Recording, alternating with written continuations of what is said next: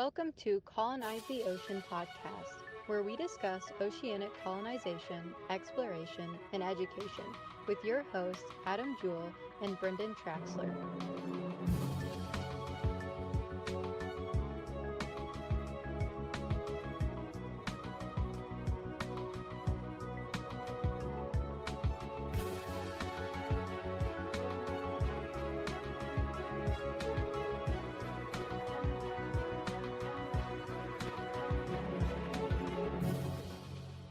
Hello, once again, ladies and gentlemen. Welcome to another episode of the Colonize the Ocean podcast. I was going to do something really dramatic there, but I just didn't have it in me. I could feel that coming.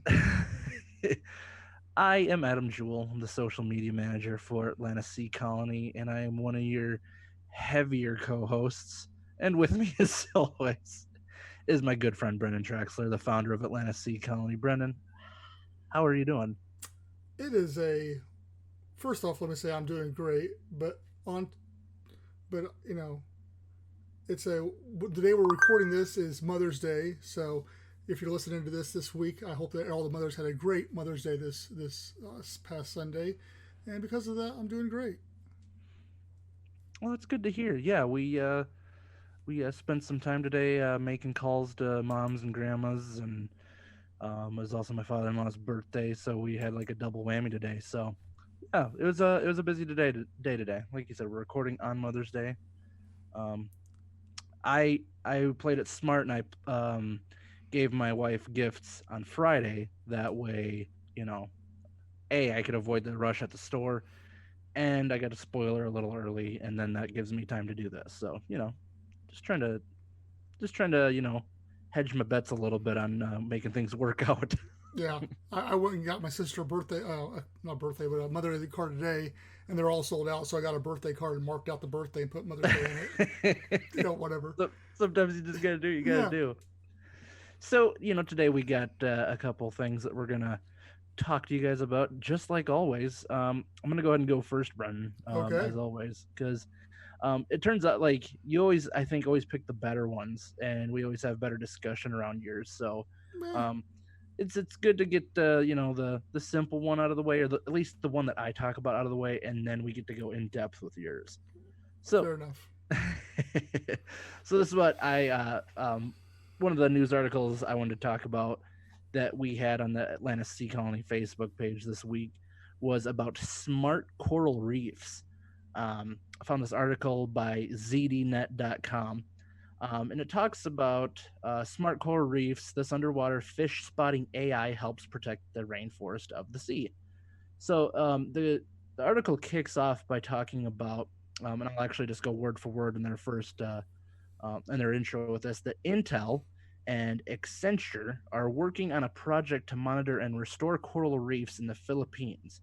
Project CORAIL, as in CORAIL, uses artificial intelligence to monitor, characterize, and analyze coral reef resiliency around Pangatalin Island. I probably butchered that name, which is in the Philippines. So, is what they were kind of doing before is like when they were trying to monitor the health of the coral reefs, they would just use divers to go down and check the life of the coral reef, based off of like kind of like the fish population, and just checking the overall health of the reef itself. But the problem with that is that it was you had to have divers go down for 30 minutes at a time, and it wasn't consistent. It was based off of just sporadically how they would do that. And one of the things they check for is, like I said, the abundance and diversity of the fish, which is kind of the main indicator of the health of the reef. So is what they did is Intel and this company Accenture, I'm sorry if I'm butchering that name, but basically they set up like a little concrete device with a camera down there, which takes pictures and videos, sends it up to like a buoy system, which then collects the data for this company to study it with. So the cool thing about that is that it's more consistent, and they're being able to monitor it nonstop, or I shouldn't say nonstop, but a lot more. They can see the life come and go down there. So it's one of those things that I guess the moral of kind of what I take out of this is that we're constantly being bombarded with just like any news, we always hear the bad stuff that goes on. So we're constantly hearing the news, like when it comes to ocean stuff, about the coral reefs are dying and how everything's just a mess in the ocean. Well, one of the cool things like this is that we're using technology, and technology is getting further developed, and we're utilizing what we have out there to kind of be able to not only help but monitor what we're doing. And so yeah, it was one of those things that, I kind of foresee, um, once underwater colonization gets put in place, like what we're trying to accomplish, is that, if we have scientists and marine biologists that want to live underwater, much like the Aquarius um, science research facility, that they can utilize this kind of stuff, but also be close to it, and be able to um, just be able to monitor that and get more realistic data on what's kind of going on with the health of coral reefs and just underwater biodiversity altogether.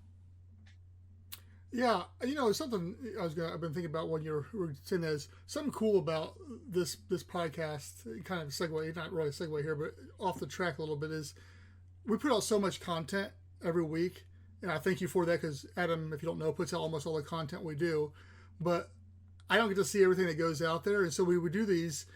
You bring up articles I either didn't completely missed or didn't really dive into, so it's cool to hear this other stuff that is going on out there, and maybe dive into articles that maybe didn't do as well or something along those lines.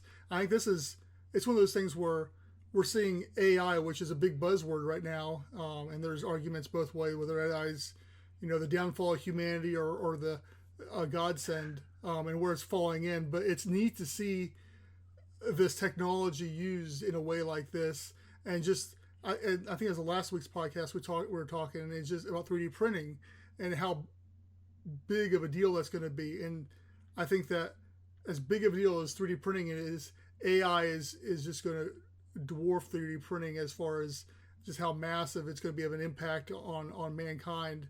And hopefully, we hope that most of it will be good, similar to this type of situation here. So yeah, I mean, it's great to hear about something that's positive for the coral reefs. Like you said, we hear so much bad about it.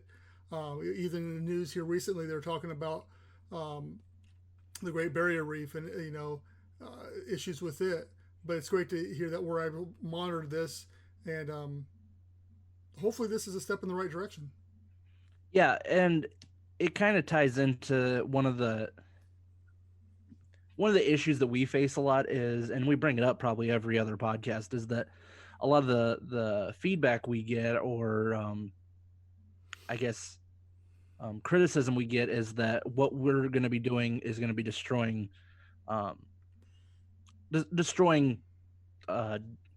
underwater ecosystem. Yeah, ecosystem. Thank you. I was for some reason struggling to find that word. But so much of what we've been finding, like just in our adventure into this, is that there is a lot of people that have figured out ways of rebuilding and been, helping this. Like when we talked to Chad Albertowski, he was talking about they're developing systems that not only can build coral and stuff, but talking about how they can absorb the CO2 or whatever. So you talk about climate change, global warming, whatever the buzzword is with it. But we've developed a system, or we're developing systems that are actually countering that, which we don't get to hear those news articles unless it's from organizations like us, because so much of the news that gets put out into the mainstream is all about how doom and gloom everything is. But I mean, when you really get to dig into it, there's a lot of good things being done, and if people dive into it, there's a lot of, like I said, they can find these organizations, they can help these organizations, and things are on the up and up, I think. Yeah, definitely. And talking about coral reefs and stuff like that, for all my life, the big thing to do was to take an old airplane or a bus or whatever and drop it in the ocean and let it become a natural coral reef, which is great. But now we're able to use technology on top of that versus just dropping something in the ocean and over time allowing it. we've got ways of speeding up coral development, and now we got AI coming into play as well. That's a very positive story, I think, for this week. Absolutely. So, what do you got for us this week, buddy? Well, actually, mine kind of ties into yours a little bit too. I did it on a video that we put out earlier in the week. It's called "Why the Ocean is Still Unexplored." It's by a YouTube channel, Unveiled, and it's about 7.5 minute long video. But it's one of the best. I think it's one of the best videos I've watched on this topic. I've seen a lot of them. They go into really deep. But they hit so many good points in this thing. And one of the ones they're talking about, start off with, was hey, being underwater, being with the ecosystem allows us to better, monitor, assist, and see what's going on. So they talked about that, but they're basically the whole gist of what they're saying is it comes down to funding and money. They're talking about the difference between space and the oceans, and the funding difference between NASA and NOAA. And just a bunch of stuff like that. I don't want to give away too much of the video because I think it's a 7-minute watch. It doesn't take any time to watch it, but they got some really good stuff in there, talking about why the ocean's still unexplored and why everybody's trying to get to space and the pros and the cons to that as well. And a lot of it we've said on here before, and we will continue to repeat and say more in the future on that as well, and through our AMA. And just through other articles we're working on putting out there as well. But yeah, I think, it all basically boiled around to the almighty dollar.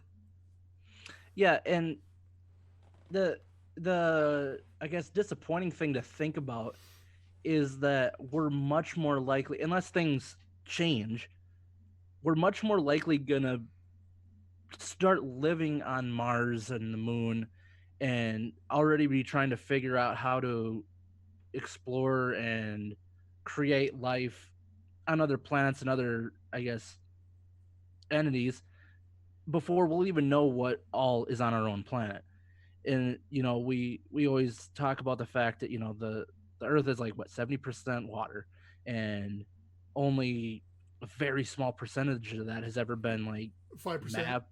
Yeah, 5% has been explored. And so it's like we're gonna get to Mars quicker than we're gonna figure out what all is underneath water.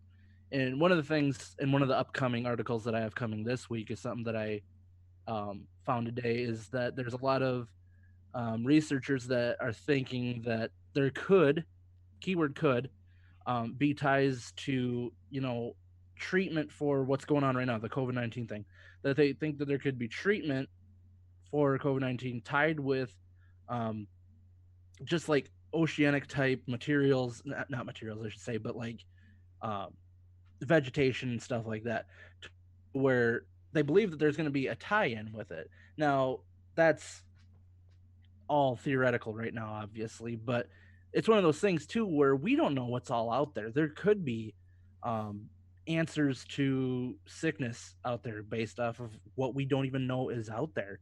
And yeah, like I said, it's just kind of sad to think about that we're so worried about going elsewhere right now, which is cool. It's cool to explore and all that. I don't want to downplay that, but in the philosophical, spiritual, aspect, if you want to go there, is that we have this big, beautiful Earth that I think was meant to kind of have everything that we'd ever need on it, but we might not know what all is there. I mean, maybe I got carried away with that tangent.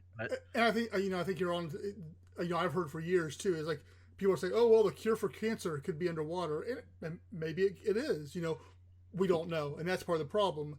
And they say that the real problem with it is the density of water. We've got all of Mars, we've got all Moon, 100% mapped, and yet we have almost none of the ocean mapped. And the only time it ever gets mapped is if there's a catastrophe where we're having to find something on the ocean floor. Then we're sending sonar and stuff down there, and that's the problem, is because the water is so dense, you can't just use radio waves or whatever to monitor it. We have to drop sonar and do it slow and painstaking. And I think that in the video they said that they figured it would take $4 billion to completely map, I think it was the Atlantic, which is within the budget, but there isn't a need for it, or a perceived need for it, and so that's why it's not done. But I think that goes back to, once again, as we develop and push man towards the ocean, and as we start developing underwater colonies, cities, whatever, technology is going to change and grow towards that. I mean, we've seen that with everything else. As you start developing something, the technology gets simpler and it gets better and it grows. And I think the same thing will be said for underwater too. As we start to live down there, to make life easier, the technology will come and support that as well. And I think that's a big push for it as well. Let's get down there. Let's start work on these technologies that's going to help us figure out what's down there.